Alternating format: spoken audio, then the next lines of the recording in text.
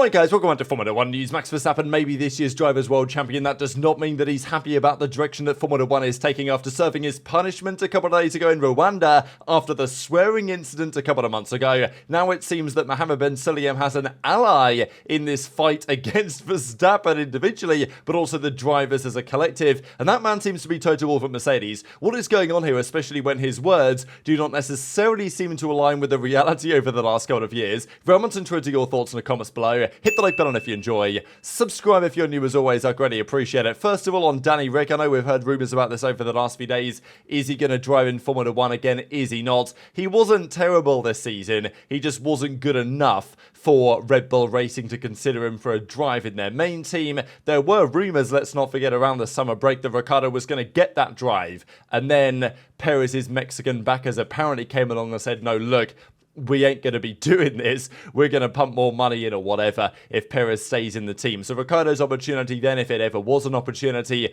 was disappearing before his eyes. And then, you know, realistically, it seems like the sister team in Racing Bulls, they wanted to go down a more junior development path route, which is of course fair enough, but yet they're still keeping Yuki in the team rather than promoting him either. So there were rumours about whether if Ricciardo wanted to potentially make a return after we saw the drama at the end of the Singapore Grand Prix this year with his departure in place of Liam Lawson, maybe Cadillac is an option, right? But apparently he's not so interested in that, and there was discussion on this today when, well, Ricciardo was spotted here with a fan, presumably, and he made the following comments. This guy comes up to him and says, hey, Cadillac F1, you know, is it going to happen? And Ricciardo says, nah, I'm done. You know, I'm not going to be messing around with that anymore. So it seems to have effectively confirmed his retirement. It's interesting in a way because, you know, Ricciardo, I guess, made it clear that he was stepping away from Formula 1, but it's never been absolutely guaranteed that Ricciardo would never return.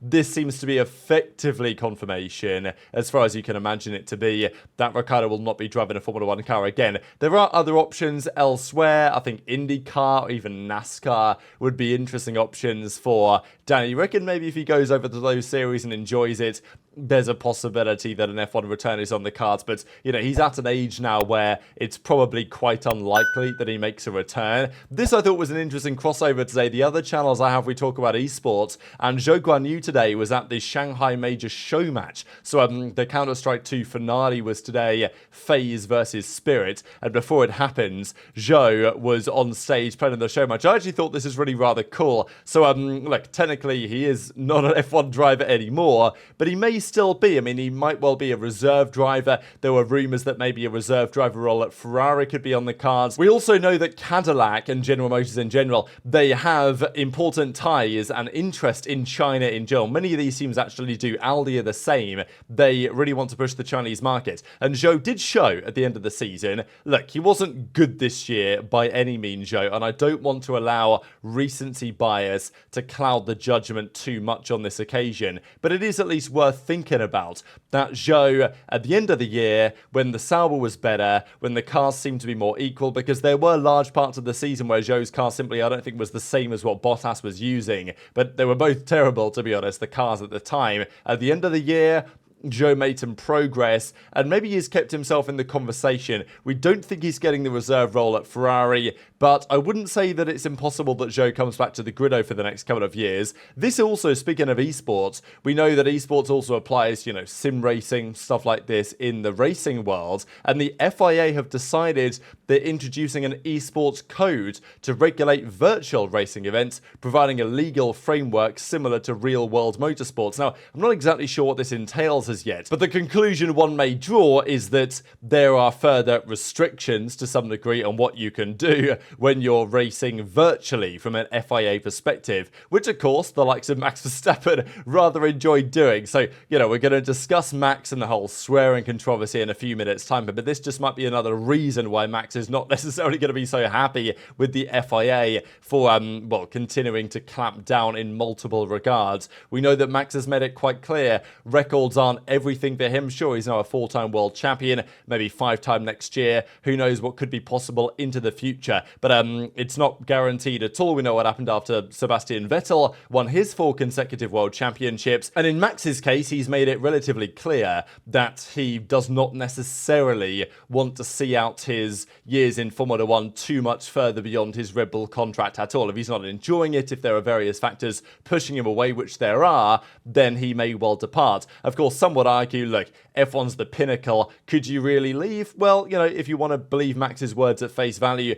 then yes, absolutely. There were some questions for you guys as well, from you guys, on what was Bearman doing at the postseason test, because he wasn't driving the Haas or the Ferrari or whatever after the season at the Abu Dhabi tyre test. He was actually out in Japan driving some Super Formula cars, because we know that the new relationship between Haas and Toyota has opened the doors there to some degree. Now, I don't think Bearman had ever driven Suzuka before. It's not a circuit they go to in Formula 2, and it's not a circuit that he drove in Formula 1 this year. And these cars, I mean, these are the Super Formula cars.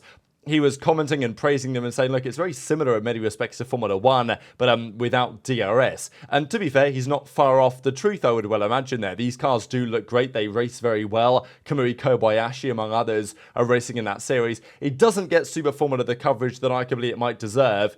I think mainly because it is more of a regional championship in the same way that maybe IndyCar is in the States. So, but anyway, Haas and Ollie Bearman did make some interesting comments about how much fun it was. Of course, might help Bearman to some degree, the fact that he's now raced Suzuka before he then goes there, or at least has driven it, before he goes there next year to actually race it in Formula 1. So Ollie Bearman will be in the Haas next year alongside Esteban Ocon, a Haas that was looking pretty good over the last few rounds, it's got to be said. But let's talk about this whole Max Verstappen drama, because here he is undertaking his community service for the swearing drama a while ago. And so look, I'm not saying that what he did here, at least, you know, this service seems like a good thing for the motorsport world.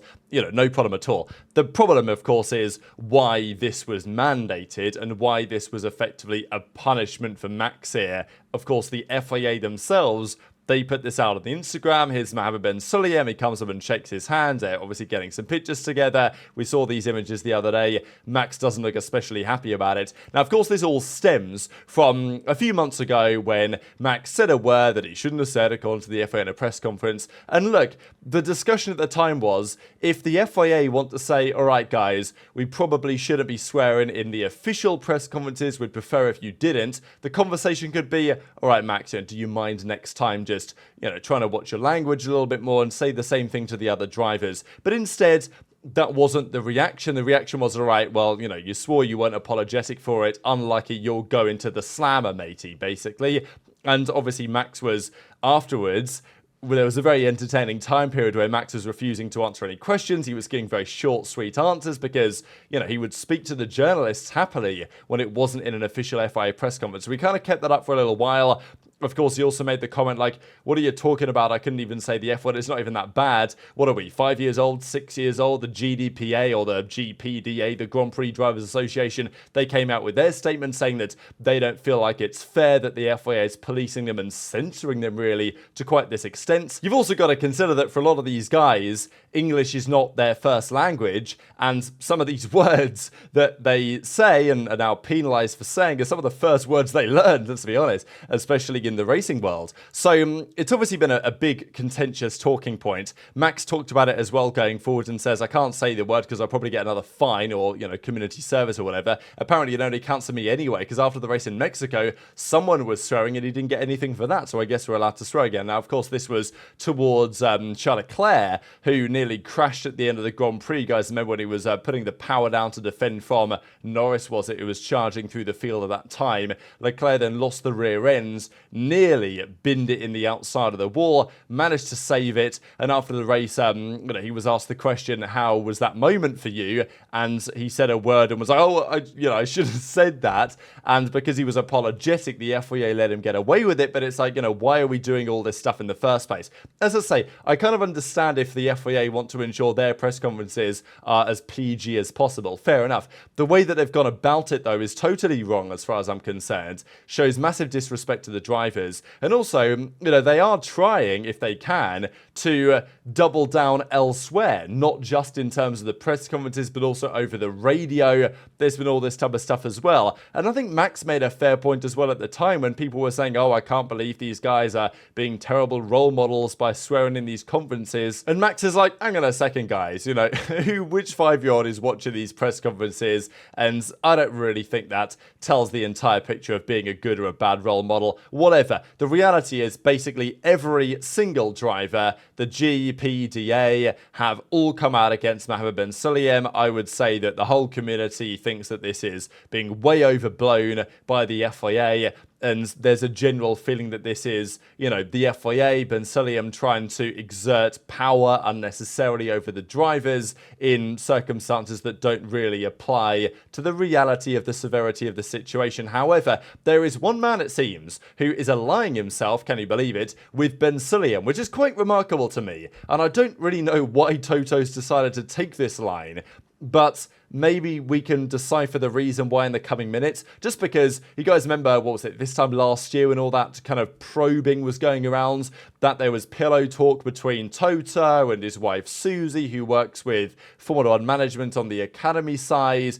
And there were rumours starting to emerge that, confidential information was being shared. The FIA, on basically no evidence, publicly announced that they were doing an investigation into this, which, of course, naturally put Toto and Susie under fire over that whole situation. All of the teams come out against the FIA to say, look, why did you guys do that? And, if you're going to do an investigation, they could have done it behind the scenes in private. Of course, saying things publicly was considered to be somewhat slanderous to their reputations at the time. Susie Wolff came out a few months ago to say, look, I'm not happy with this. I'm going to undertake legal proceedings. So it wasn't long ago that, the FIA president and Toto were completely on the opposite side of the spectrum with stuff like this. But apparently, Toto's pretty happy to limit this whole swearing stuff. So he does go on to say the following. It is understood that Wolff and Sulayem met at the season-closing Abu Dhabi Grand Prix, where as part of their conversation, the issue was discussed. I have a 7-year-old that go-karts and watches everything, he says. It's the first time a few months ago that he said, what the F? And I said, where did you hear that from? He said, from the drivers. Now,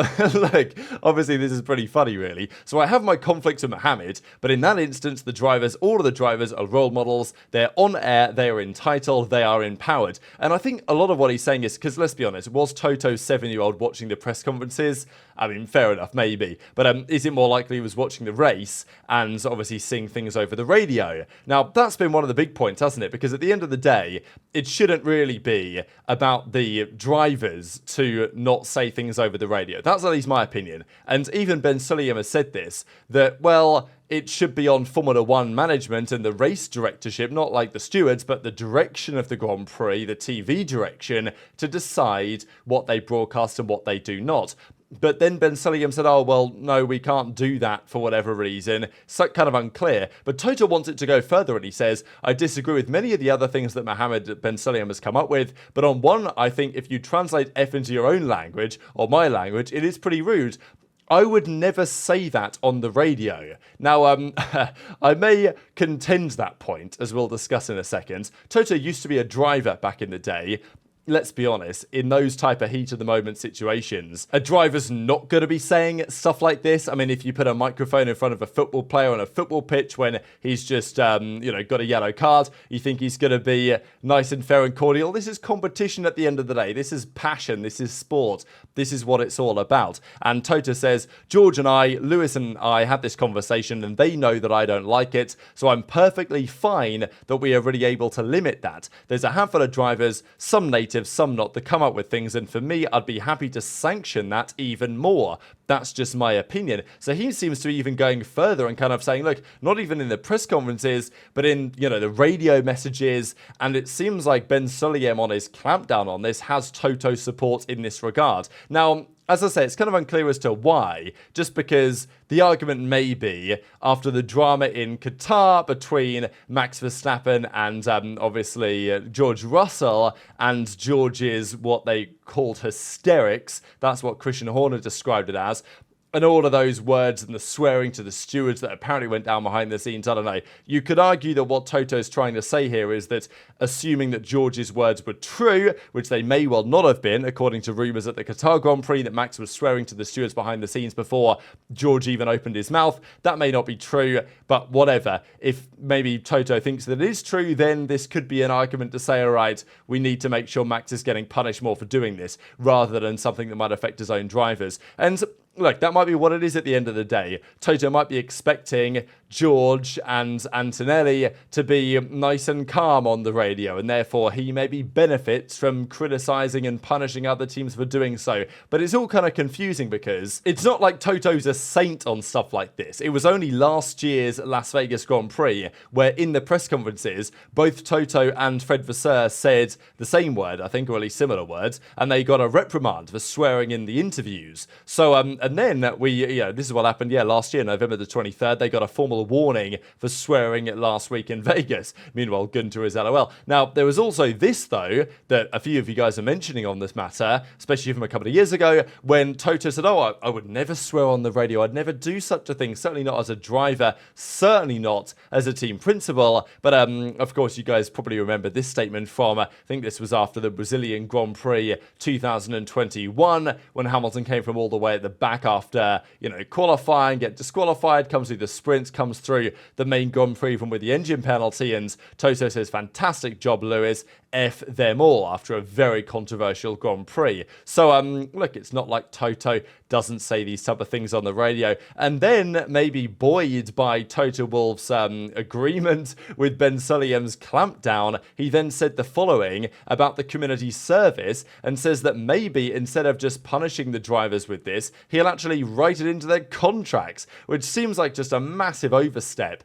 But look, Ben Sulayem's the man in charge. On some level, he seems like he can do what he wants, especially because there's no opposition right now, it seems, within the FIA. The opposition exists outside of the governing body from elsewhere. But yeah, Ben Sulayem says maybe I'll put it into their contract once they get their license, as in if you swear in an interview or whatever, you're going to have mandatory community service going forward. So it is absolutely remarkable. Here's Toto with Antonelli, with George, looking rather dapper. This is Thomas Hywell as well. He works on the HPP side, I'm pretty sure the high performance powertrain side. At some sort of Christmas party, Mercedes are rocking. Of course, Toto is without Lewis because Lewis is long gone. He is effectively now a Ferrari man. Just before we close out the video, F1 are still interested to know what was the best race of 2024. To me, there are only two candidates here. There were a few good races this season, of course. Brazil is one, Silverstone, I would say, is the other, should be in the conversation, right? Brazil